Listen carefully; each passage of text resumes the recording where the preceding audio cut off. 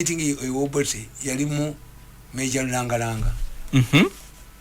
Minister of State in the Prime Minister's office. Langalanga yambalanga bigatto bwebitinga atambula ajagira. Omusajja we wafena kafero Congress n'agamba Obote ti omwana ono yafunye eddeguli. Mwana wa Congress man tayina mulimu. Muganda from where? From Masaka. From Rakai. Rakai. Accompanied by who? A son of a congressman cannot have no job.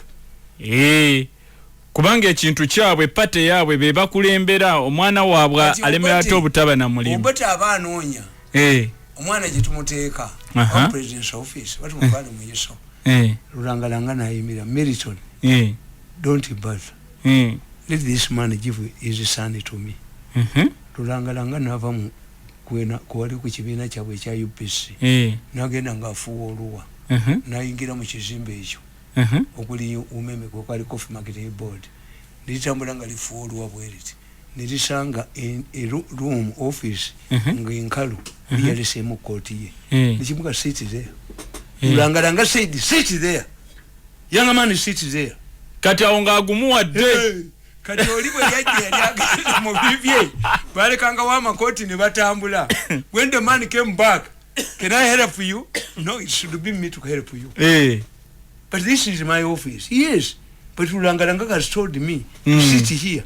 It was left to the manager to find a job. He split the job into two. But what is important is not abuse of office. The commitment of UPC to their party. The son of a comrade man. That's not like a job. Tribalism. Lulangalanga didn't know he's the father of this man. Yali tamanyi taata we? For me, because I'm a lucky guy, they were scouting for intelligent people during the UPC. Abana abagezi mu byalo. Babatwale buyende basome. They supported me. Ne bagamba taata wange.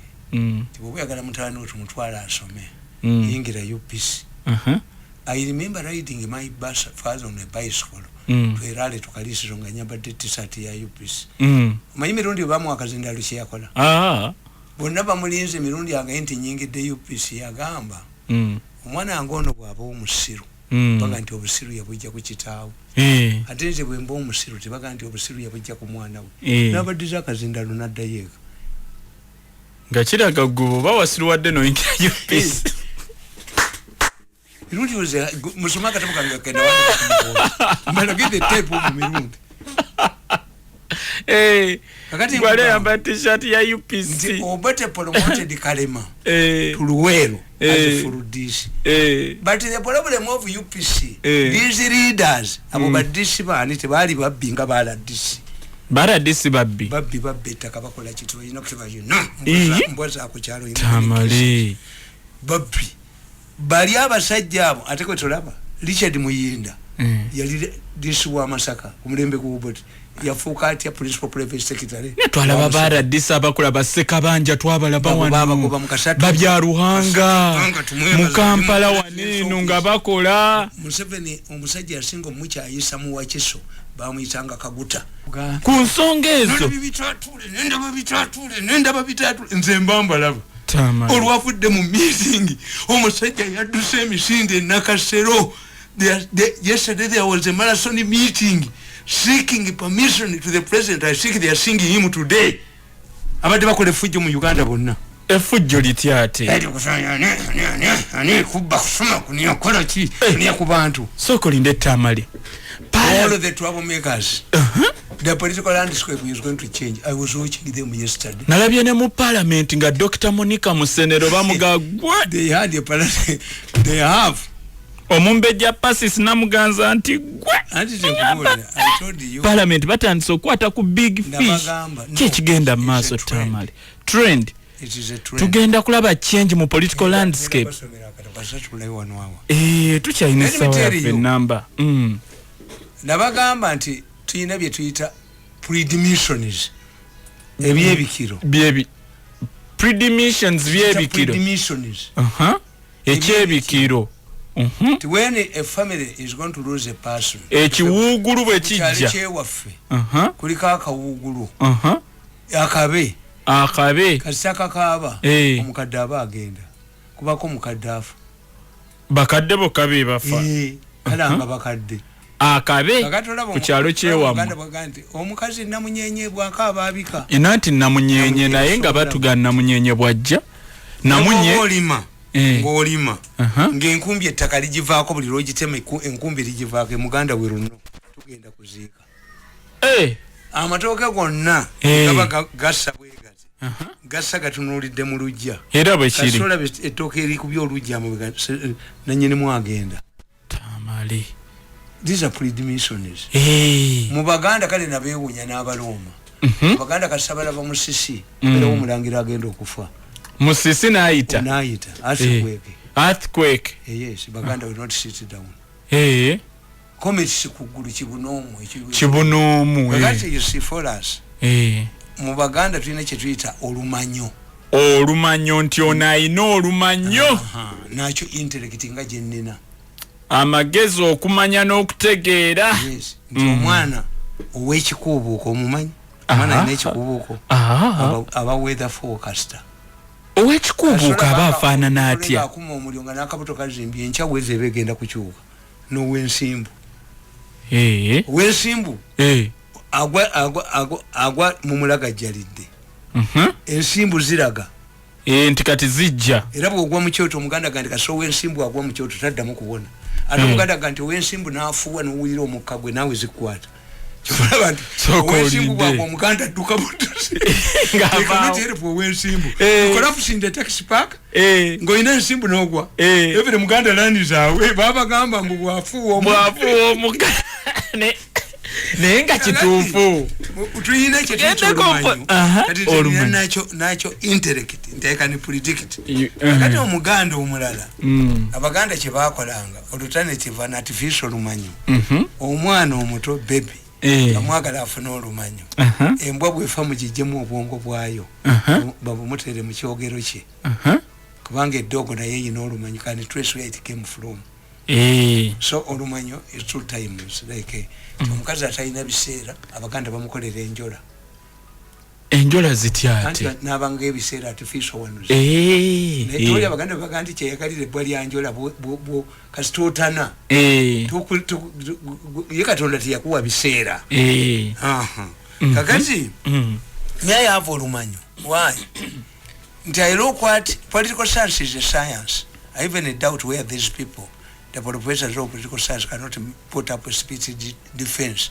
Political science is a science and is a more science than natural scientists. Why? Of the variables we use. Mukozesa ki ekimufuula science mwe mukozesa abantu nkubuulira negamba nti institution mu Uganda ezikola akabi ziri ssatu eruwa n'eruwa teyame move zini luvanyuma naye ezikola akabi ruling party ekola akabi asola bamengo ng'eyingidde mu lutalo lwa central government nga kiwedde yes ziri ssatu mengo teyame move zini political party and the constitution is a ne parliament when you look at history 1964 baba gamba Lancaster de bazungu bana bimengo bali tebamanyi ti Churchill ne Roosevelt bali batudde mu international waters nga Roosevelt awadde Churchill condition to enter the second world war nti olutalo berugwa muwama wangu obwetwaze America through the Marshall Plan the Secretary of State ba America bali babiri ab'amaanyi George Marshall ne Manoli forced these imperial powers like Spain, Portugal, Latin America, and Latin America became predominantly for American exploitation. The rise of America as a superpower.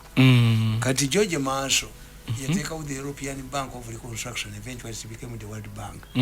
Wama wanga can rehabilitation. Kakati abemengo, abazungu bali bagala genda. Bafune sente zani. Ziri eri eziri mu World Bank agundi ze bali batonzeewo. That's why from 1957 amawanga gatandika okufuna ki obwetwaze kati bano tebakitegeera it was too much naye bamayiga bensasira okutategeera gundi political landscape ati abazungu babagamba beni kiwanuka yabaga nti amasaza mmwe mwagate kwa Buganda amasaza musalewo gikalaga because the bazungu had realized nti Buganda you could not forge Uganda without Buganda tuchita the law of essentiality. The law of essentiality means that you cannot do work with the United States with UN without Americanism involvement. Wabera we your key player umweta. You know musajja wa World Health Organization. Asala banga America bamusibye sente ba Trump yalaga China. China when kakaja musajja agabula bagana. They bagandi 2 years after the referendum, 2 years we shall hold the referendum. The constitutional matter. Agabu yagane buganga yes. But never where is a message. Popular. Why do we quarrel over Masaza? We are going to be in power. We have defeated the Benichwan. Let's go. Sebo musajja bamuyita Mikaeli kintu yali katikiro yita mayiro ongereza nanti banna. Musajja basalida amagezi. Lwaki buli kintu badde tuwakanya kyonna bakikiriza. It's too good to be true. Kiwanuka ata oyo musajja yaddamu n'abaga nti obuti ina reasoning capacity. Yagamba lwaki buli kye tubadde tukanira bakikiriza. Nagamba nti peni yange sayininga nagirese Kampala nzirayo jisho. Dire Mutesa ranga this man my dear kintu sign and we go. Mutesa was excited. This illiterate was not excited. Kakati we batuuka mu obuti yabakola akakodyo kamu. Tukiriza amasaza kakugwe kakalu. Ne bamuperezinga bakawunawo. Saba sajja yangu wa ogende ndayiga nyabendayiga ndayiga nyabendayiga ndayiga amasaza bagatwala Buganga yizi balitwala nebuyaga balitwala Mutesa yaganti zali force integral party nga dola ini negundi Bufaransa Germany yes but these were independent states this what the Kabaka who had started the history at Makerere University failed to comprehend wakati as it is that Ubate yagamba nti omuganda yenna atasangibwayo kukwefu kata kubaka lulu bakonkumalira mayumba gaabo kalune kayitamu ne baganti buli munyolo n'abanyolo badde waabo bakubba abanyolo mu Kampala Ubate yagamba buli munyolo akubo buli muganda akubo munyolo mukubire wesasi ono bakola ki batabuka abemmengo ne bagamba Grace bingira yagala kuwamba Ubate ne bakiyingira mu ngakati n'abagere kane mayiga bwe bayingira mu mwanya nzina mazina wange ate ngoziniraki ekyo kiraga kirungi ndo mugenyi agenda nga talidde ku mmere kyandanda okwagala sente okwagala ebintu kyekipibo ky'ebibyebi mayiga ne munne baagala nnyo sente ana bagamba ate ekyo kyakwagala sente balwanirira mwanyi buli kabaka ayinako afiira mu exile Mwanga Mutesa Tamale kalombolombo kalebe kuyingira mu family yafe myayitoko kagani Obate yabayolo oluyola yamala ennaku mwende ewaabwe yali amanyi ebyabaganda ennaku mwenda buli yaliko yafiira ensi neetabuka mu Kampala bajasi bakuba amasasi ne batuma gundi Brigadier Sabani Opoloti amekamanda akima Obate ewaabwe ensi etabuse balemeredde bagulesi ebyengira Obate bamusanga n'abane emilia sawa 2 yakiro yatema ekikumi ngaalabye amataala obwana obubeera ne tochi teziwamba awaka amataala kubagwe kujjeeko Obate yakomawo oluvannyuma lwannako mwenda nakuba olukuŋŋaana entebe naga nti mwe basiru bano constitution ye nakola nga Beni afulumye nze ngimenye nkeera yabayoola parliament constitution pigeon constitution the battle that was inside party it was inside UPC whether Grace Bingira even if Grace Bingira had captured the power Obate and Grace Bingira we are not quarreling over Buganda issues bali balwanyisaje why did Mutesa involve himself bali balwanira bidala kabaka yeka people to cross as they are doing it now unyitolo nagenda yo omwana nateka ekintu mu mpale oyo nze na mazina wange kani tetuvudde ku 66 tuvudde ku 66 okubira mu 64 Obate yalitawezebwa akabaka constitution yankaga mukaga tiwera bwa kabaka yabagamba mulete kabaka omulane bagana n'olubiri Obate adofad to rehabilitate the rubiri bateka ko kabaka omulala abemmengo bala bagundi nga alulambula ani Rwanda lwagala omutta n'abivaako but had offered to rehabilitate that Rubiti. I'm telling you. Ngayagala dulongosa. Netumuvinga. The battle between Amin era yali mu party yaabwe. Amin yayambalanga t-shirt ya UPC. Era laba bwe bajja nti Amin yabbya amasanga. Nobody babbye sente amasanga ne Congo. Parliament. Parliament.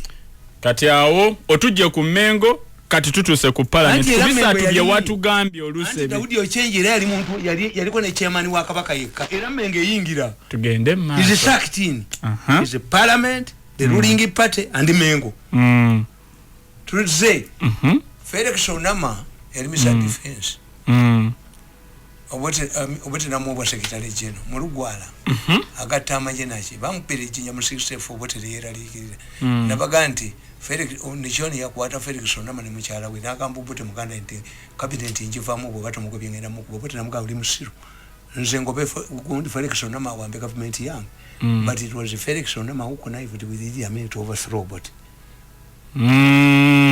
kitegeza adeko Nichoni yali hakirabiddewo kazino obote mu bakazi banero erolumba wa muganda wo obote yali tabatia Felix Onama yategera nti kwe bayimiridde yes tasobola mugoba yategera nti yenze empaji yes eya government yetu tujja mu 70 gundi 70 chi 71 71 obote bewamba bokka era obote bwe batege Amin yali waabwe this is why this woman Ajeti Anuna plays a very big role. Yali secretary Wobert. Yep, Ebyaama nabibuli Amin tibagenda kuwamba. These names continue to figure. That's why for me I am scared. Mbamba manyi bonna I ran away. Okay. Agati tujawa Amin agenze. Lule National Consultative Council yamuwamba yamugoba. Bali balinda mu 7 alabeche baloza ali kusaidi yabo. Museveni yagenda ebugerere nagamba Robert Sebunya ne Saabagereka twaleeta Lule mu mufudde Lule wammwe mujja kuwa naye abali balinda Museveni no Lule no work ye yajja avuga binayisa ale binayisa naye Museveni muwanga ne bali bamuwamba military commission nabali bamuwambira ate ne bobote ba Paulo muwanga that's why I tell you to ekifo kya vice president ekya Uganda temuli makulu the best vice president of Uganda is second why it created the trouble ndadi ope yali agala kuwamba obote na musiba vice president Paulo Muwanga ya wamba obote so those when see if we read some constitutional interpretation to boza what did the framers of the constitution want to achieve bali bagala chi katutunulire bano when Winnie Byanyima was creating room for husband she censored muhwezi censored kutesa censored Masoli Chikaire cut uyo mukazi vice president special yaina ka wingi ke akadwanyisa corruption nakamujjako we are cleaning the movement we are but ya Winnie Byanyima Winnie Byanyima yakwata ngesimu bwati yes your excellency panicking eri mu parliament the woman talks to Museveni nze I'm not singing muhozi for the first time tomulaba muhozi nkugambi sigwe murundi ogusoso omulaba you can't ask him honorable Kutesa I start with the Kutesa nitutegeera nti the censoring of Kutesa was intended to undermine Muhozi's wedding to Kutesa's daughter.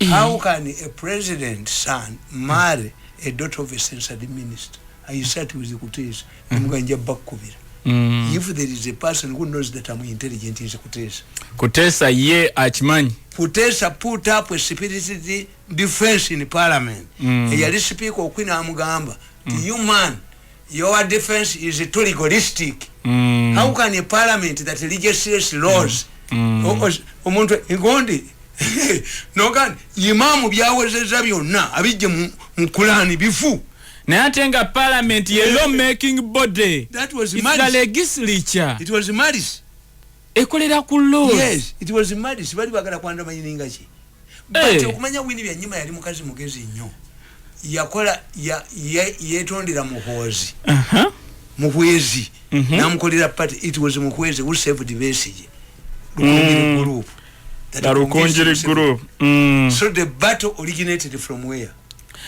It originated from parliament. Katulaga parliament ne Mengo. Kati ate ruling party watulazeyo ekyamini bwe yali owa UPC n'abawamba. NRM teyina kibiina. No. Now that is the mighty party. The mighty party ya association. The mighty party. Kadi zena mziruda. Headquarters za mziruda. Eza chezeni ale. They share ideology. Singaba ina ideology. Singaba kuba buli muntu yenda ne bamusanyawo. Party linga timu ya mupira tumiza kuba muntu abayamba. Katena ale musi party. No. This is the biggest party. The mighty party. Oli omusajja wa UPC ngayinza okubeddagala dwaliro. Na percentage oxygen na babuli wamwana ne basuma ebikwata ku bantu na bane TV za Museveni ne za radio mwana baba UPC baba ku gali zaabo n'obugali bwa Museveni bamubba bu yellow bicycle buli rudda mirundi ebiri nga bamufera ne bagabye yellow bicycle nga siziraba mu makubo nga zita party ba chikolanga NRM si party I'm telling you marriage of convenience basuma busumi teri political party je basuma boy batyo kubanga you must popularize your party through service delivery ababye center ababye buli wamu ababba center za masanyazi okubunyisa amasanyazi Bobi Wine tebayina party teriyo NRM si party no tebajina mu mutima buli jongo yambala ne yero ne nkofire za party tebayina marriage of convenience toyinza kubba party bwe otyo tosobola kusoma party na kujiwa ukabaze jikolera no jiwa buli muntu no muniyoko no munyala ku bakufule kidoli bwe bagala okuniye mu president ne bakitwalayo bakyokola kitwalayo ne bakitwalayo bakala kashakala olabaleta ko negundi nazi mitoko tunadi ne baleta kochi nazo gendeyo semanyi media center semanyani mi kadi jeno bikamwe paratoni commander I went home kwanze mbamanya mu political kakati tugatire ku examples ezo zotulaze mu history ne kiriwo kati esawe ukulonda kwa 2 baze nsalinga kutesa ne baze nsalingani mwezo baba muddamu bine bya oil bine bya oil John Patrick amama mbabazi Hilary Onek ne kuberako ne Sam Kutesa choga mu yali atutani choga mu 2 choga mu yali atute Bukenya nge mutute ne tugattako wanena atabalya ezagavi nakatuli mu kalulu katandisa akalulu abanene nga bali mu kudduka Tamale okwetoloola bamanyi parliament tulabe ekiriyo kikambo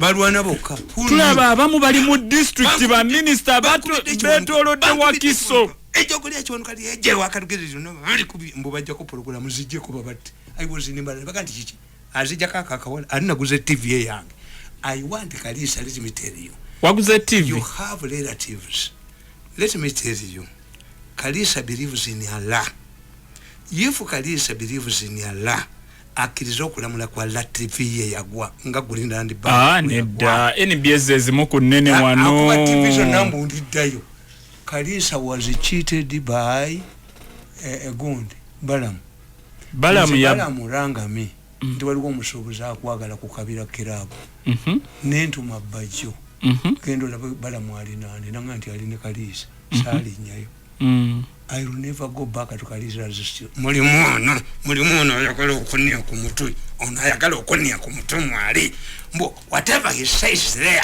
must be contained omutwe ogwange nagwo mugufuge n'omutwe ogwange abaana bano bajozi Kalisa oli mujozi Kalisa amatire I will never go back I've bought my njokola kola kon go wabaddeyo kati ye muwanga obwavu bumutuse ne mu matekere ani muwanga go wakolanga naye obwavu obumunukako oyo mukwano gwo atomogerera binene n'amategere gamba neruli wamuvumira kuno ku palo yes muwanga anuka bwavu atomuvuma he says that one day we shall work together no I will never work with oyo senior media consultant senior media consultant muwanga obwavu bwe bumulungu Tamale abana bakasuku bavuga nene anti nze nkola program mumine emitwalo emeka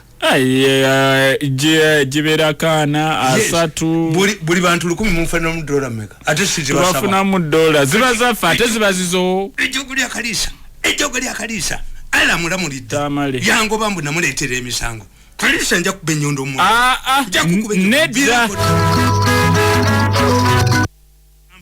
atovuma abantu Tamale. Ebirowoozo by'owulira si byamukubiriza wa programu eno Pal FM oba abagiddukanya wabula bya muntu sekino. Once you say Prince referring a matter, giving a copy to an LC1, then you know he's no longer Prince. Soko kaddem kasola bumulangira nga agenza okuwaba mu LC. Obulangira babo bufundoose. Ngayogeredde mu ngero. Yes. Tugende maaso. If you say Prince, defining a matter involving him with a peasant to an LC court, then he's no longer Prince. Yes. That's my summary. Okay. Akati mbagamba. Tibimulaba mu parliament is a spillover. Ebyo parliament. Kalaba kaita the four mistakes by the Chogam group. Nti abachogam nabo bafuna. Nabagamba kamba somero okuvana. Nabagamba nti abantu bano ekizibu kye bayina abenaale because they have no political party. Bayina kizibu ki. Aliwo omusajja bamuyita Sikuku mu 75 yasala akabanero ka Kano esegwanga e Kenya ne bamuyola ne bamusiba n'agamba Kinyata naye ntwalawa nkutwala kamiti kakati kati kamiti bwe navayo ntwalewo nze am telling them nti an organization like a UPC cannot balwanagana nga Museveni yabaleetedde olutalo. You cannot fight a person ti omuzanyi w'omupiira agenda bayamba to score ne mumulinya ate mwabeewamu temumuleeta ko buvune. All governments must survive on service delivery ne muzibba zo no ne vanukana zo ne vaduka ne vazimba ebizimbe bibagenda baswoza. That's why you are panicking ngugamba. And however, during the several meetings President Museveni held with the Commonwealth officials, including the then Secretary General Honorable Don Mackinnon, it was clearly pointed out that the Secretariat was totally opposed to burdening host countries, and the organizational costs had to be not to undermine the country's economic development. President Museveni therefore did not direct the buying of new vehicles as it was alleged. He was actually opposed to the idea, but the organizers came out with the argument that buying one type, one color and size was a Commonwealth norm that had to be expected and observed. The president finally decided to go with the idea. He however warned them against flouting political regulations. Kanonda kawandika ngaba bisente za choka ngabogera busiru. Commonwealth rules zigamba siti common bazibba sente. Era they avoided the budget. Naye wano demu Kenya ikaye agenda. Nabagamba on the purchasing of new communication and security gadgets Museveni was also opposed to this. However, he was told that the existing communication facility would not work because it was only restricted to the army. The organizers pointed out that since Chogam needed close and constant communication between the army and the police, there was a need for a dual system that could link the two security forces together. Like in the Kadir, President Museveni did not want to spend money on another communication system, but the organizers found their way by creating situations that required buying the dual system. Teri nawo. Yabagula mukomani wa teri yo. Ubaya yonone. Teri one nemashisi ziri. Na yoro nakulumu ate bawanga ditugula bati ya muhozi. Watali ba muhozi wali gali nsalo. Wali jja ku screen ya TV no baduka no laba imbuto kuziba tekena. Olaba musajja akutte ku Bitatule kantu kamuko kanale Bitatule nga yingira mu toilet emirundi esatu. Munne naduka nakasero. Obujulizi we bulyo. Bali mu meeting bagenda kulaba mu 7 today. Mbasonyiye sijja bakuba. On the Bwebajja hotel obiwulira. The organizers told the president that the past experience had shown that journalists need a quieter environment and a hotel near the airport. This is how the Bwebajja hotel came on the list. When President Museveni inspected the hotels that were to host the Chogam delegates, he also visited the Bwebajja hotel. On this tour, the wife of the owner, now the widow, was hostile to the president. She wondered why the government had dragged them into a venture that was draining their resources. She pointed out that they had used their money, but the worker was still incomplete. Omukazi yagamba Museveni mukiga. If we want to help us, police do. If not, tell us that we can do other things. and count this as a dirty deal instead of wasting our money. The president was touched by the woman's comments, and this is why more money was given. Omusajja yafira mugundi. Yafira omusajja wewe budget yafira erichi nsimbi ky'omusajja bakitwala. Whenever that woman finds me, ampadora bitano. Ani yakitwala? Bakira bakibba. Bakiyinga omusajja ali azimbye complex y'amanyi. Era bakisoma. Muri kisasema. Musumyo nye ebintu by'abantu. Obusoma bunusi. Ate nga babubbi. Ne basuma wano n'emikwano gyabwe bagisuma. Nenkugamba. On whether it was easy or not was not the president's problem. The organizers deceived the president. The journalists needed one place, and that place had to be near the airport, as if news is sent through parcels. During the conferences, journalists all over the world need one thing: the press center, where they can access information, not to be near airport. They also detest being herded in one place. Journalists want freedom and prefer to stay back and Kenya. Abamawuli bagala kubeera ku airport. Amawuli bagaweriza mu parcels. Never mujimbu. Obubbi ne bunuka. Obusuma bwe ne bunuka. Ate baakirekayo kyokka. Ne kugamba nti ono omusajja omulaba ono gundi nabagamba nti the chokamu members bakola ensobi. Ne mbagamba in Africa hunted meat is shared before they hunt, because hunters used to kill each other in the bush over meat.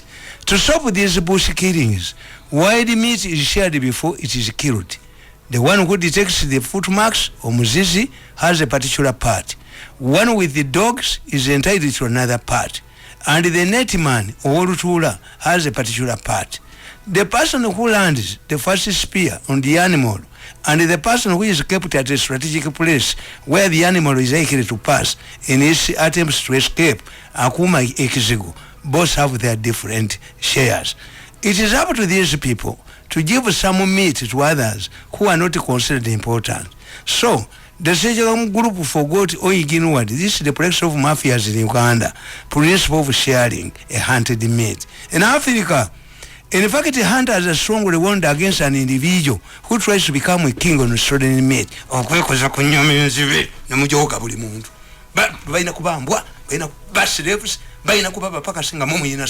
It can't be. You cannot rule a cattle of slave and master relationship.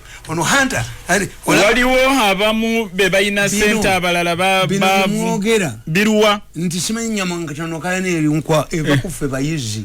Bana abakoze emirimu olumala okugabana ffe tukuddizaayo. Weyawe mudde toliimu.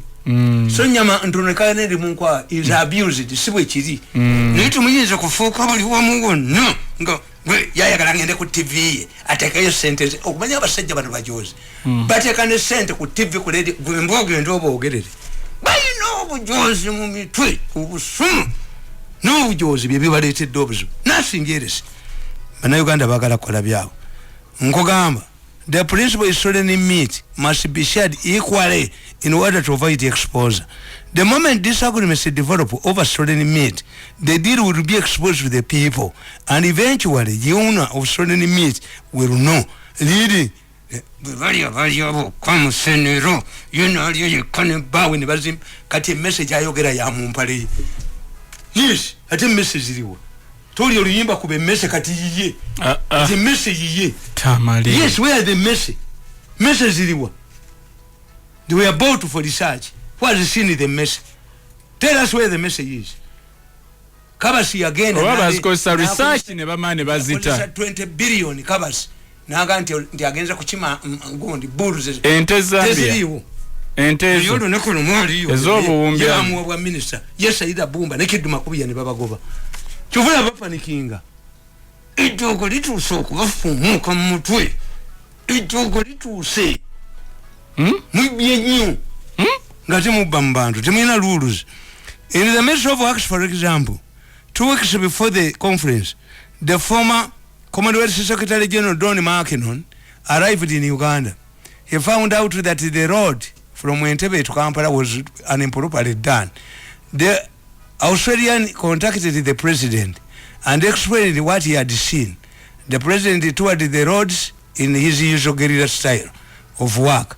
He directed the side director to investigate the matter. I don't remember whether the side produced a report. What I heard is that, as expected, it either external